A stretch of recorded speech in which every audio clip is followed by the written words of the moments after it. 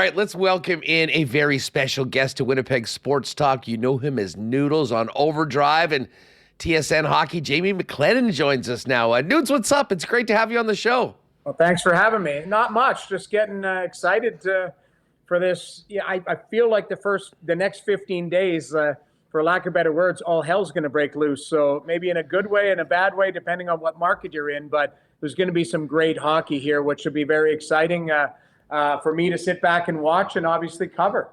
Going to be a great atmosphere here in Winnipeg for sure. Home ice for the Winnipeg Jets. Just before we dive into the series and the playoffs, just want to ask you about what the Jets accomplished this year. I mean, 199 goals against, winning the Jennings Trophy, Vezina level season by Connor Hellebuck. But as a team, I think blowing away most people's expectations, Noodles. And now they're the hottest team on an 8-game heater heading into the postseason. You know what? And including myself, and I think you know this from me being on your show and doing on Jets broadcasts, I've been a Jets guy for about the last 5 years, saying this is the year, this is the team, this is the time they're going to win. And they break my heart every year. So then this year coming into the season, I was like, this is going to be chaos. Like, I'm not sure if the goalie's going to sign. I'm not sure if Scheifele's going to get sorted out. You've traded away PLD. So to me, I thought, okay, this is going to be a transition year. Might take a step back to take a step forward. All of a sudden, the two big boys sign. Stability. I know Velarde had injury issues, but he's a hell of a player. Iafallo settles in. Some kids take some expanded roles, and the team just clicked. And, to me, it's been an unbelievable season. They deserve to be where they are. I got the opportunity to watch them live a few times. Really like the makeup of the team. I think adding, some depth, some guys at the deadline. Monahan's been a really nice fit. Like, it's just everything's gone well. And you mentioned the goalie. Well, I'm an award voter. He's on my heart ballot. He's obviously going to win the Vezina, in my opinion. So, that's how good this season has gone for the Jets. And even watching last night's game, I know guys got rested. I was laughing. I think it's the kid Lambert. Was he wearing a white turtleneck? Yeah. That stood out for me. I'm like, is he wearing a white turtleneck? Which first of all, mostly guys are wearing the neck protectors and stuff like that. They're just kind of, it's black and it's hiding. I'm like, this kid's got some pizzazz. He got flying out there for the rookie skate. He's got a white turtleneck on. So I was loving it, and obviously watched the game last night. And whether it's a throwaway game or not, you mentioned at the end of the season the right way, pick up the Jennings, do everything they need to do to be ready for the playoffs. Well, and you know what I mean? Listen, it was 2.5, 3 weeks ago where a lot of people around here were freaking out. I mean, the Jets had played a few of their worst games of the season. They'd lost 6 in a row. To turn that around, win the final 8, but maybe most importantly, run that gauntlet through the Central Division on the road. Minnesota, Nashville, the 3-0 win in Dallas, and the 7-0 win in Colorado. I mean, hard to make a bigger statement that you're ready to go for the playoffs than the Winnipeg Jets did and have done heading in. And I'll ask you, how important is it to be entering the postseason on a high, the way the Winnipeg Jets are right now? Well, I think what it does is it takes away some of the, for lack of better words, excuses. And what I mean by that, so I'm in Toronto. Toronto's lost 4 in a row, kind of limping into the playoffs. Edmonton got pumped last night by Colorado. And I know, listen, they didn't dress anybody, but Stuart Skinner gets pulled. So all of a sudden there'll be a little whisper, well, Stuart Skinner, to me, when you're heading into the playoffs on a losing streak, all it does is create a little bit, and it shouldn't do a lot, but it should create a little bit of like, what if? The other way, if you're on a hot streak, you're seeing the team playing at its best. So that's the expectation level. It doesn't mean that they're going to continue it on. Believe me, Colorado's going to be a handful. But that being said, you've seen the best of this team playing at the right time right now. So the fan base should be excited and go, all you need to do is cut and paste that template for the next 12 to 15 days, however it's laid out. I know the schedule's a bit weird. But that's what, from a fan base standpoint and from a media standpoint, you're looking at Winnipeg going, they're 3-0 against Colorado, played very well. They've won 8 in a row. They're looking really good. Like, all signs point to Winnipeg winning that series. Now you got to go out and do it, because it's not going to be an easy task. I think Colorado's a monster of a team. Well, and the Avs last night, I mean, Jared Bednar gave his players the opportunity to sit out. I think they all wanted to play in just to try to get a good feeling because they've been the opposite of the Jets. They had that great run finishing up about 3 weeks ago, and I think they'd won 3 of 9 games heading into last night, and a few big face plants, including the one that they themselves said was the biggest game of the year, the game against Winnipeg, in which they lost 7-0. Yeah, and the question mark, I mean, us in the media, us in the fan base, I love to do it called a whiteboard. So you draw out the Winnipeg Jets will do this, the whiteboard, Winnipeg Jets on one side, Colorado on the other side. You lay them on top of each other and say, how do they match up? Well, I mean, the goalie, it's hands down. It's not even close. It's a different stratosphere because Georgiev, I don't know. I think that would be their Achilles heel. But I look at, for example, the defensive core. Like Cale Makar is a rock star, right? But Josh Morrissey, and I think what you do is you need team toughness. You need things that can help. Team toughness and team defense that can help combat that. So again, you take that template, and for me, Colorado limping in. It's nice for them to get a win last night, but it literally, outside of Stuart Skinner starting, if you take a look at their list of scratches for the Edmonton Oilers last night, that was pretty much the Oilers put out, half of an AHL team and then, some of their NHL vets to just kind of, get a sweat in. So I don't think that win meant much for them, but I circled this series as probably the hardest to predict because, McKinnon is he's getting Hart votes 100%. I'm not sure if he's going to win it, whether it's Kucherov, there's others in there, McDavid, Matthews, but Hellebuck as well. I think you're going to have to find a way to shut him, Rantanen down, and Makar. That three-headed monster is pretty impressive. Well, and speaking of that matchup in the division, the way things have worked out, this is the old World Cup style group of death. Now that the Vegas Golden Knights are trying to defend their championship going through the Central. Were you watching last night? How crazy was that? Vegas losing to Anaheim to now have to go across the way and go through the number 1 team in the West to start off. I couldn't believe what happened because on paper you're going, okay, the matchups look pretty laid out. You got 2 last place teams that are trying to lose in Anaheim and in Chicago. They're trying to. At this point, what does the extra 2 points do? All it does is take away the Celebrini odds. So now you're looking at it, and I'm watching Anaheim play Vegas, and it's 1-1. And Anaheim's hanging in there. Lucas Dostal's playing well, but all of a sudden 2 quick goals, and Anaheim looked like world beaters, and Vegas took their foot off the gas. It ends up 4-1.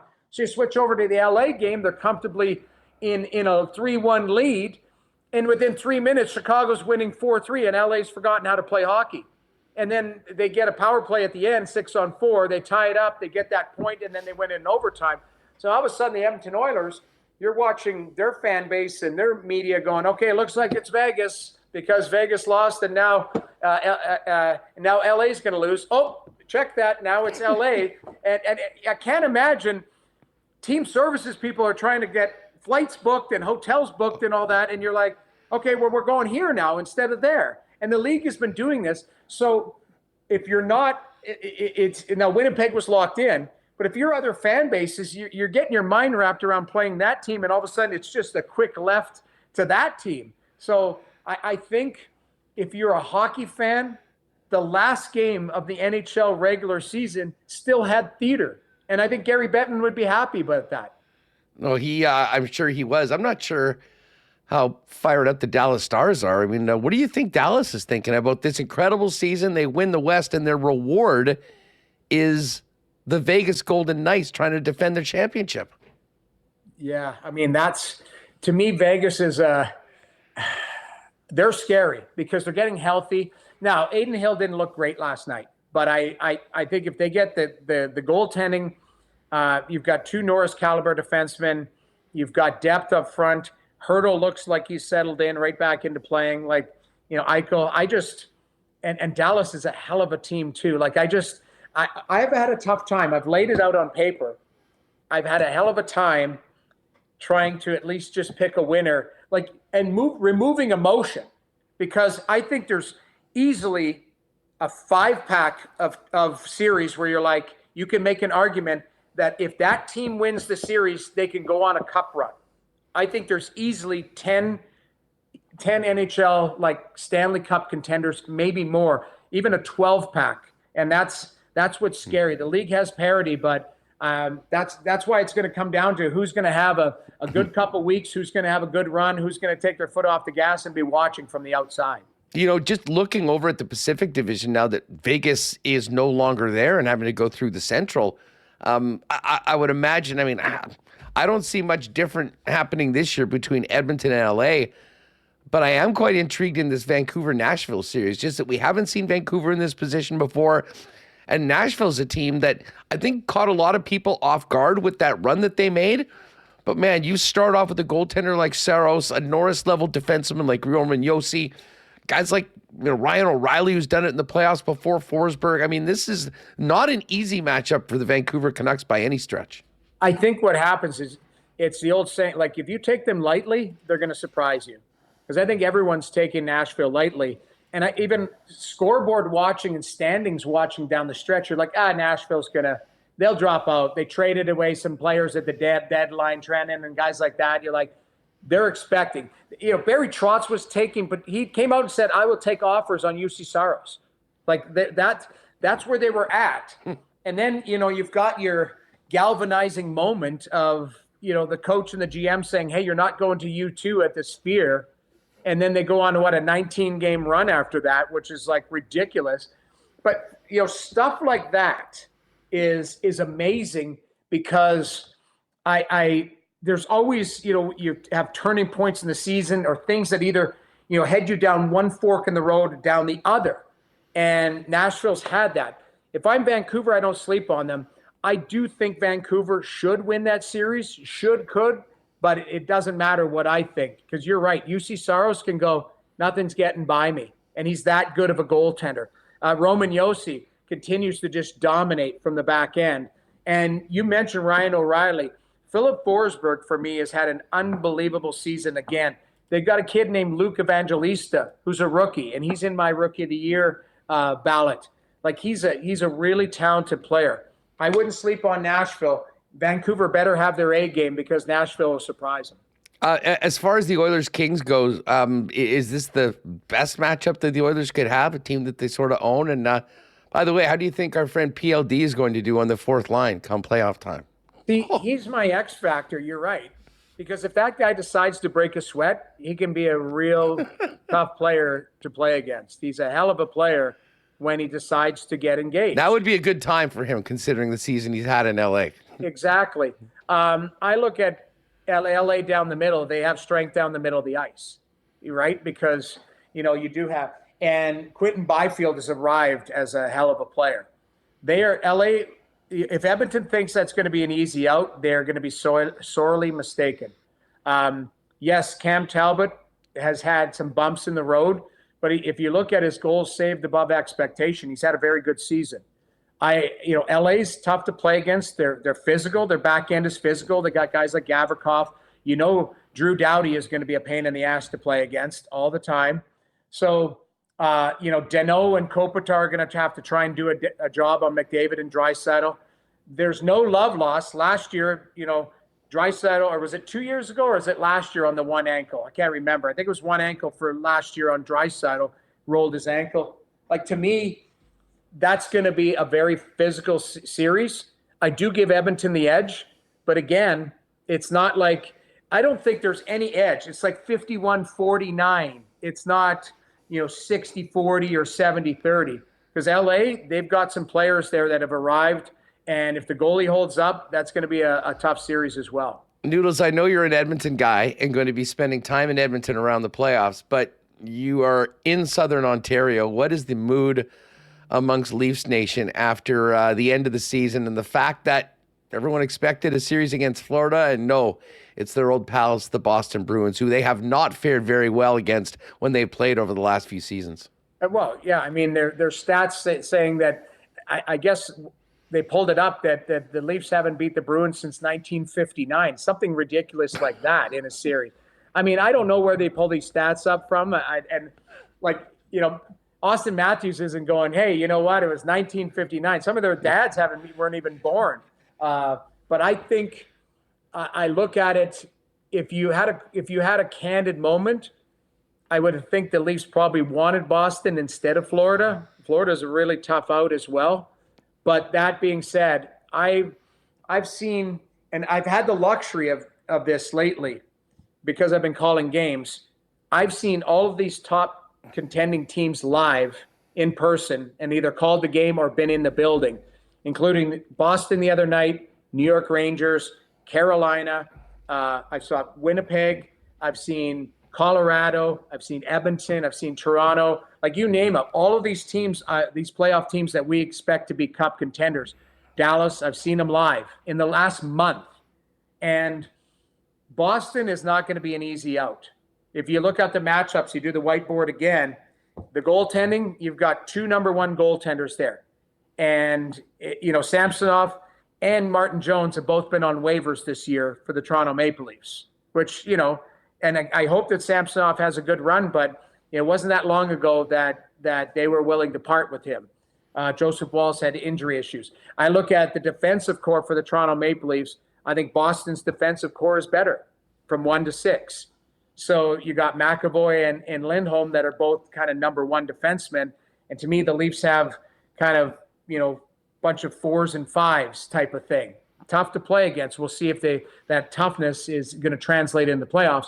Where the Leafs can have the advantages up front on the forwards, but it's not as tilted as people think. If you take a look at down the middle of the ice, yes, there's no Bergeron and Krejci. If you look at their stats side by side, Charlie Coyle and Pavel Zacha have the exact same stats as Bergeron and Krejci did last year. Exact same, which is crazy. And then you've got Pasternak, who has scored 1 less goal in the last 2 seasons than Austin Matthews. And Marchand versus Marner. You do the matchups. This is going to be a hell of a series and a coin flip for me again. You were talking about goaltending. I don't hear a lot of people talking about Carolina. I think probably that matchup against the Islanders is maybe the least sexy of the ones we're seeing in the first round. But I mean, goaltending better than anyone. With Freddie back, Kochetkov there, Spencer Martin, do they have enough goaltenders to make the most of the talent they have up front, in that if one guy can't get the job done, they've got some other guys that have actually had pretty good seasons to jump in? They do. The question mark is just the word health. Freddie Anderson has not been healthy, but when he's been healthy, he stopped a bunch of pucks.